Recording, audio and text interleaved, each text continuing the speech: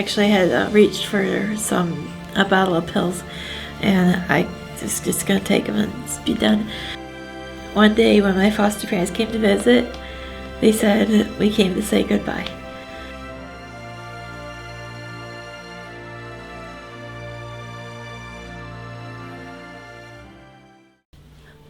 Hello, my name is Jessica Helton, and I have been diagnosed with bipolar. I always had depression, I believe, since I was about 6 or 7, and things happened that led to me being in foster care.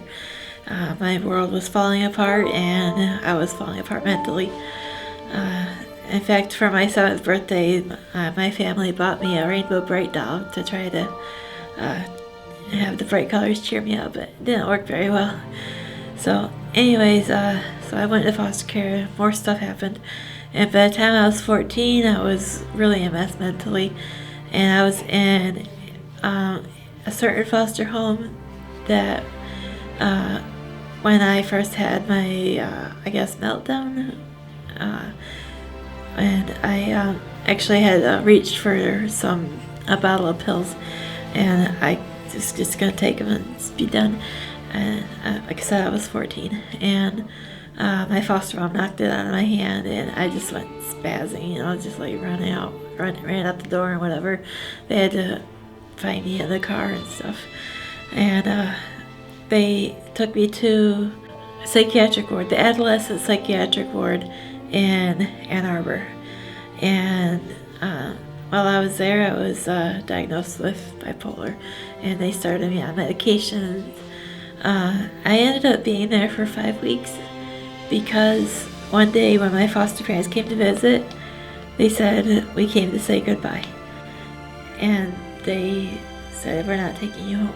So being a minor, they couldn't release me without somewhere to go, so that's where I lived for 5 weeks until a previous foster family found out where I was at, and they were here in Lapeer, and they said, what happened? Bring her home. So when my foster parents told me that I was not going to be going home with them, I basically was like, okay, I've just been abandoned, and they're not going to even try this because they had been wanting to adopt me, and now it was just over, and I'm just like, okay, now what? So yeah, basically it was, rejection feeling, and it didn't help with the depression very much. So I figured I would just either be put on the street or live there at the hospital till I turned 18. And fortunately, neither one of those things happened. They couldn't legally put me out. I was awarded the state, so, that was out of the question. But my first thought was like, what am I going to do? Where am I going to go? Where will I live? And I got actually quite comfortable in the psych ward there. Like, I knew the routine, I knew the people, the staff, and all that stuff. And I'm like, I'm okay being here, You can't stay forever. So one of the medicines they gave me, though, I had a reaction to where I had cramping in my back. And literally my arm was up like this, and I was just like, I couldn't even sit straight in a chair, and it was painful. And they said, oh, you're just trying to get out of your meds. And I'm like, it hurts, I'm having a spasm. And finally one day I just like hollered like when it was happening, and then they're like, oh, she's serious. And then they gave me a shot, a muscle relaxer, and I went to sleep, and that never happened again after that. But I think they got me on the same medicine. But that was horrible, not being listened to, not being believed. I'm telling them there's a problem, and they're like, oh, it's an excuse. So it's kind of feeling being stuck right there. And it's like, thanks. You're supposed to help me. So anyways, I ended up coming back to Lapeer when the previous foster family found out where I was and that I'd been left there. And by then I was really like doped up with stuff, and we had to go through adjustments and whatever. So ever since I was 14, yes, I've been knowing that I had bipolar.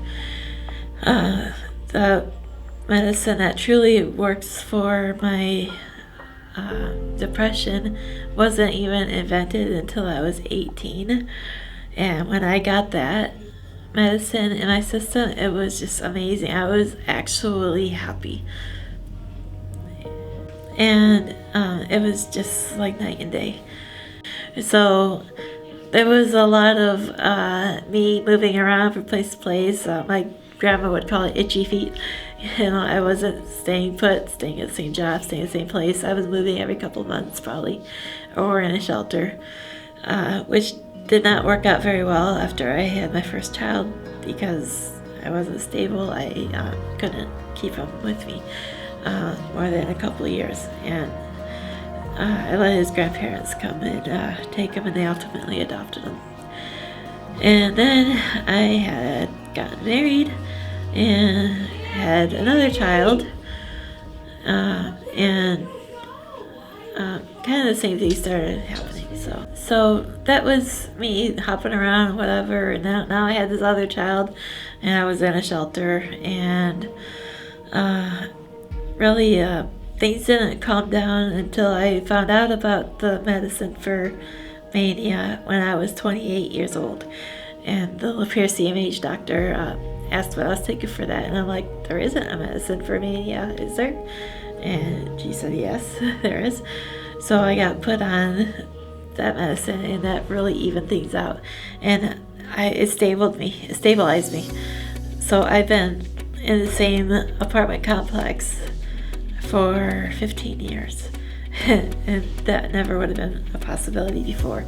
And my second child is grown up now. He's doing great, and I feel so proud that I raised him in a stable environment, and he didn't go through any of the nightmare I did. So, yay. Somebody at CMH had suggested I come to Harmony Hall. And I'm like, I've been by there so many times. I always like to read their signs, what they have up on the sign out there, some quirky or funny something, or countdown to spring, But I was a little curious about what it was like in there, but I didn't think I'd ever go. And then she started telling me about the programs that they'd help me find a job and do this and that. And I said, well, I'll take a look. I saw the media room, and I'm like, this is my place.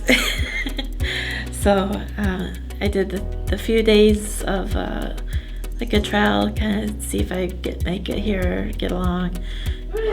And then they voted on if they wanted me to be a member. All the members voted, and I got voted in. So here I am, and it's been like 8 months, I think, that I've been coming. And it has boosted me as far as self-esteem, because I feel like I've developed skills as far as editing, and that is pretty cool. I know some neat editing tricks. And I do have a job now that they provide transportation to, and that's of course good for the self-esteem too. I actually bought a purse, not secondhand, for the first time in a long time, and I was like, I earned this purse. So it was really cool.